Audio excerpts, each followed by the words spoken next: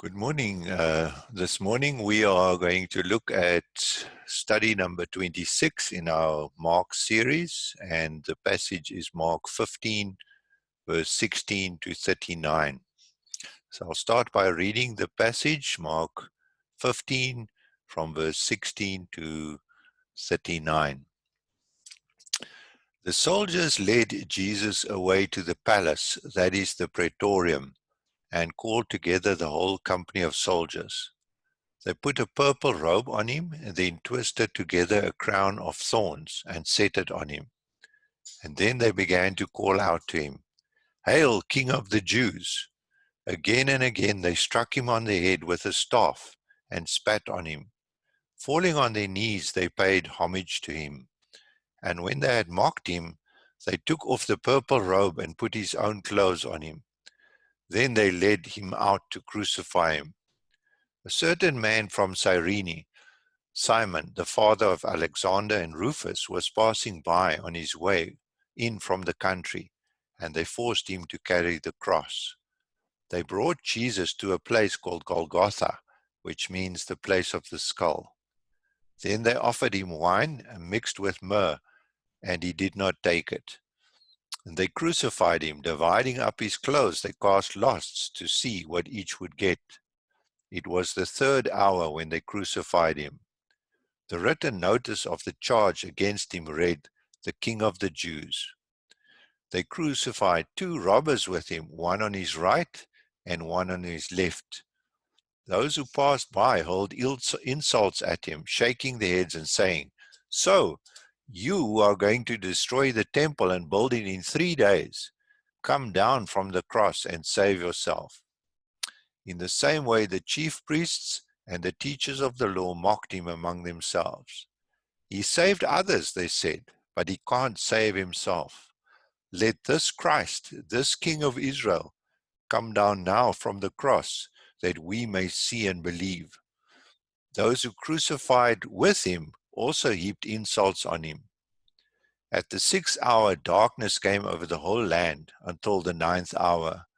And at the 9th hour, Jesus cried out in a loud voice, "Eloi, Eloi, lama sabachthani," which means, my God, why have you forsaken me?" When some of those standing near heard this, they said, "Listen, he's calling Elijah." One man ran, filled with a sponge with wine vinegar, put it on a stick and offered it to Jesus to drink. "Now leave him alone. Let's see if Elijah comes to take him down," he said. And with a loud cry, Jesus breathed his last. The curtain of the temple was torn in two from top to bottom. And when the centurion who stood there in front of Jesus heard his cry and saw how he died, he said, "Surely this man was the Son of God." Now, just so far for today, and we are going to look at the study. The question number one there, the first question we see there is on the line below, identify the major sections or section divisions in Mark. What have we learned about Jesus in each? Now, I've completed this picture already, so as to help you, and I've divided Mark up from chapter 1, verse 1 to chapter 15, verse 39. That's the passage we read today, or the end of the passage we read today. And if you look at Mark carefully, just to summarize what it says, in chapter 1, verse 1, Mark makes it clear that this gospel is a gospel, or it's a message about a person called Jesus, the Christ, the Son of God. And he develops that statement of his, which he makes in the first verse, Jesus, the Christ, the Son of God. Maybe I can just show it to you here. Mark 1, the beginning of the gospel about Jesus Christ, the Son of God. So that's his opening statement, the beginning of the gospel of Jesus Christ, the Son of God.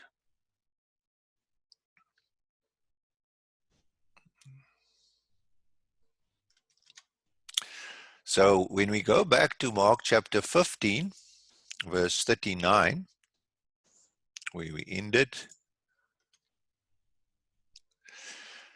we see this picture again that I've placed on the screen. So it's the gospel about Jesus, the Christ, the Son of God.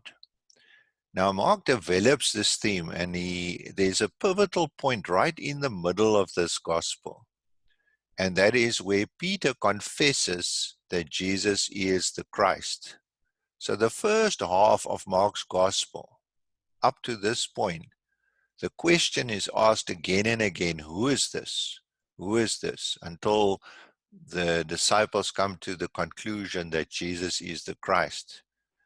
In chapter 1, verse 38 and 2:17, we have two purpose statements.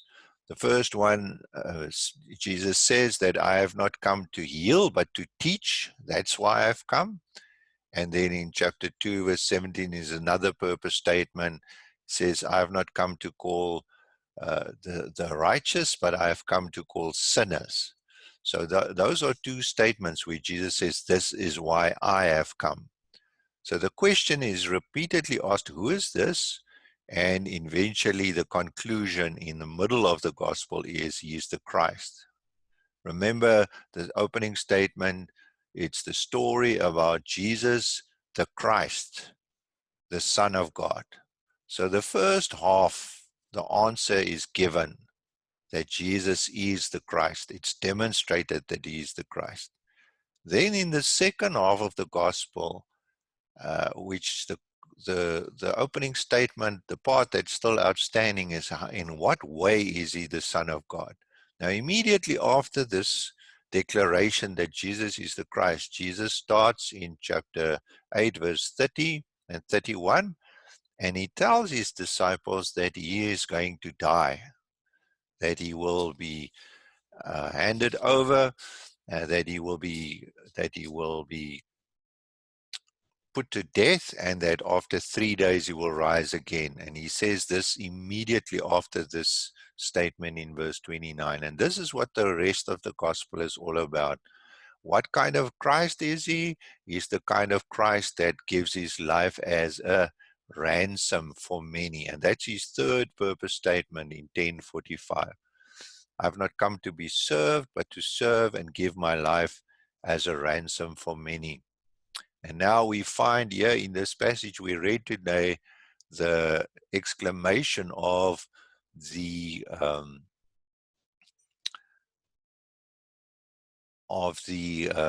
centurion, where he says, I'm in the wrong, I'm in Matthew now, it's in Mark's gospel. I just wanted to see something wrong here. Mark chapter 15.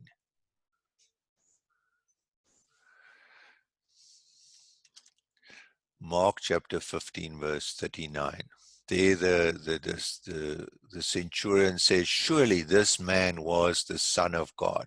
So that's the statement here. And that he makes that conclusion. He arrives at that conclusion at the foot of the cross. And then in verse 34, another important statement in this passage, my God, why have you forsaken me? Now, the second part of it is, what similarities and differences are there between chapter 15, verse 16 to 20, and chapter 14, verse 64.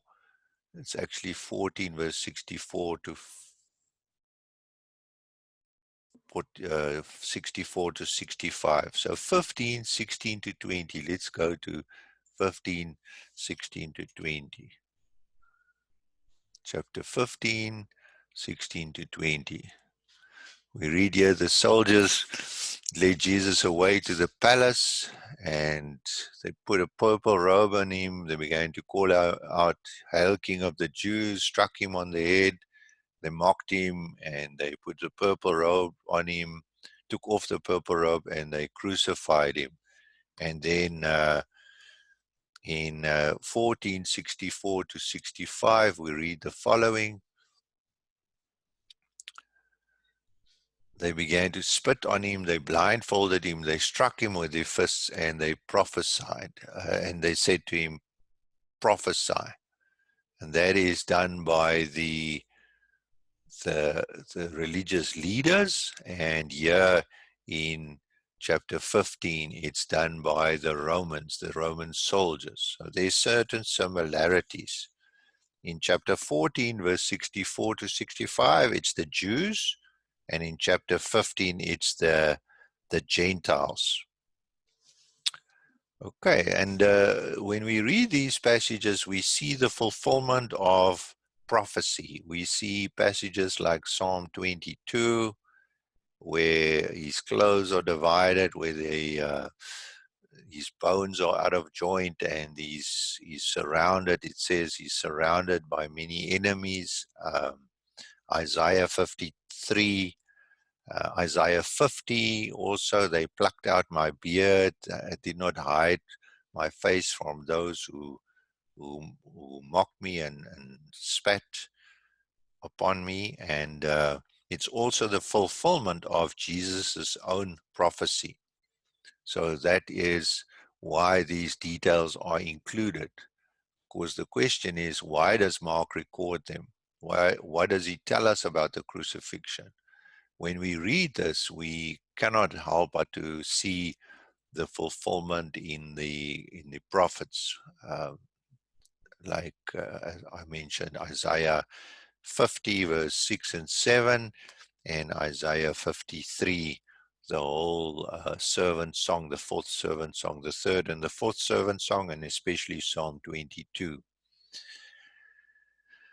Then the question here is, why does Mark include verse 21 and verse 28? Well, if the NIV is taken out, verse 28, so we're not going to be able to discuss that. That someone else carried the cross for him for a little while.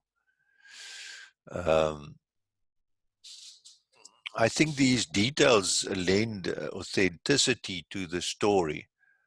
It's clear that this was a man who lived in history at a certain time, and we know that he was known amongst the followers of Jesus. He was the man called Simon from a place called Cyrene, and he was the father of these two boys. So question number 3, who mocks Jesus in verse 29 to 32? Now, if we look through this, we can see it's those who passed by, and also the chief priests, the teachers of the law. And so it's those, the onlookers, the chief priests, the teachers of the law, and the passers-by. And it's a fulfillment of prophecy, mocking, spitting, flogging, and the question or the temptation really is to save yourself. Number 4, what is the significance of the darkness in verse 33 and the cry in verse 34? We read here in verse 33 that at the 6th hour, darkness came over the whole land till the 9th hour.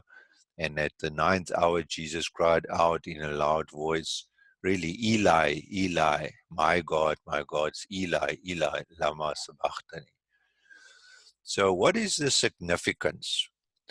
Well, if you think back of the time of the Exodus, the 9th plague, interesting to note, was the plague of darkness that came over the whole land. And the darkness, the Bible tells us that the darkness came over the land of the Egyptians and the households of the Egyptians, but in the houses of the Hebrews, there was light. And then the 10th plague we know that follows on after that is the death of the firstborn in Egypt. And yeah, it's interesting that there is a great significance that darkness is coming over the land of the Jews. They are like the Egyptians in the story. It means that God is angry with them. But instead of their firstborn dying, Jesus dies, the Son of God dies. And he shows that it's not the people of Israel, the Jews, that are forsaken by God, but it's the Son, God's Son, that is forsaken by God. And we understand that the people would not have understood this. They would have understood that there was a plague in Egypt, but they wouldn't have understood that Jesus was the firstborn, uh, the Son of God. That they wouldn't have understood. But we know that is so, because if we read the whole story of the Bible, the Old and the New Testament, that makes perfect sense to us. Now, the question number 5 is, why does Mark follow his account of Jesus' death with verse 38? What is this? What is its significance? Okay, so let's have a look at verse 38. The curtain of the temple was torn in two from top to bottom. The interesting thing, again, if we go back to the Old Testament and to the time in the wilderness, in the tabernacle there was a curtain between the holy place and the most holy place, where the Ark of the Covenant was, the mercy seat, the cherubim, and the high priest went in once a year with the blood of the sacrificial offering on the Day of Atonement. He went into the most holy place and he would sprinkle the blood on the ark, around the ark, and he would pour out the blood on the mercy seat. Now it's interesting, Jesus, he does what the high priest did in the time of the Exodus. He enters into the most holy place. He enters, the book of Hebrews tells us, into heaven itself. And the dividing curtain between this world and heaven is torn for us. Jesus makes a way for us to be able to go into the Holy of Holies. He makes a way for his people to be able to go into the presence of God himself. And you can go and read about the actions of the high priest in Hebrews chapter 9, verse 11 and 12. The last question here is, make a list of the things we have learned in this passage, and then in Mark about the cross of Jesus. And how does it show us who Jesus is? Well, if we go back to the beginning, we saw that if we look at the book of Mark as a whole, again, it starts off with the purpose statement that Jesus is the Christ, the Son of God. The Christ is like a title. He's the Messiah. In the first half of Mark, we hear that and we see that being explained with all the things that Jesus does. And in verse chapter 8:29, he is declared to be the Christ. In the next part, the book of Mark tells us that he is the kind of Christ that didn't come to be served, but to serve and give his life as a ransom for many. And it's at the cross that where he's recognized as the King, as the Son of God. But he's also the Passover sacrifice. He is the firstborn who dies. He's also the sacrifice on the Day of Atonement. He's the high priest that goes through the curtain. He actually takes away the curtain through his work by offering his own blood, not the blood of bulls and goats. And he is also called the King of the Jews. Although they mock him, he is the King of the Jews. Now, the second part, why did he come?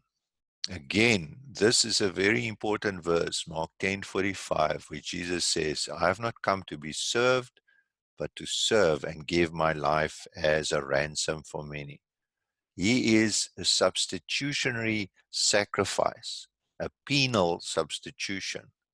In other words, the punishment, the penalty of our sins that should fall on us was placed on Jesus, and he is our substitution.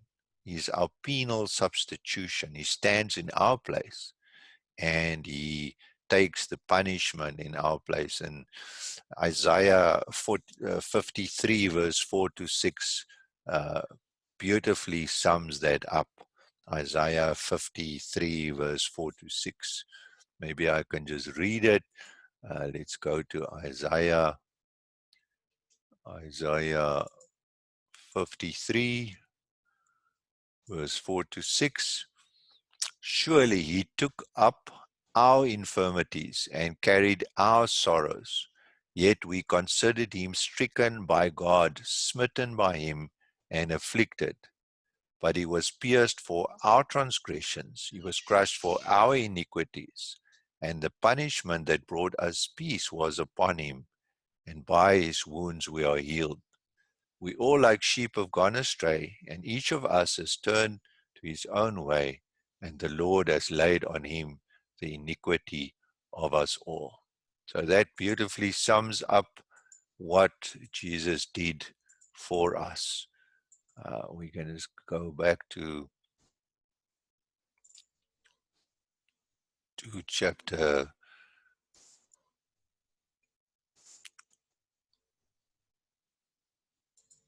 Mark chapter 15 verse 39, and I'm going to put the questions back on. And what is man's response? Well, we see a number of responses at the foot of the cross. We see mocking and spitting and cursing, and we see confusion. They call out to him to come down from the cross to save himself, not understanding if he did that, we would not be saved. The penalty for our sins would not have been paid. He's actually fulfilling the prophecies in the Old Testament. He's fulfilling Isaiah 53. And he has to stay on the cross in order that we may be saved. There's a misunderstanding that he is a failure.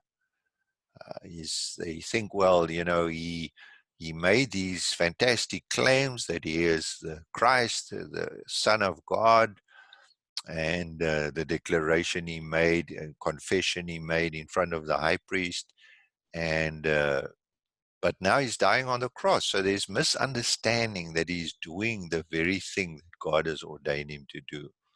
And then the third response, apart from mocking and spitting, the second, confusion and misunderstanding, the third one, and that's the right one, is that of faith, the confession of the centurion, where he says in verse 39, when he saw how Jesus died and he heard his cry, he said, surely this man was the Son of God.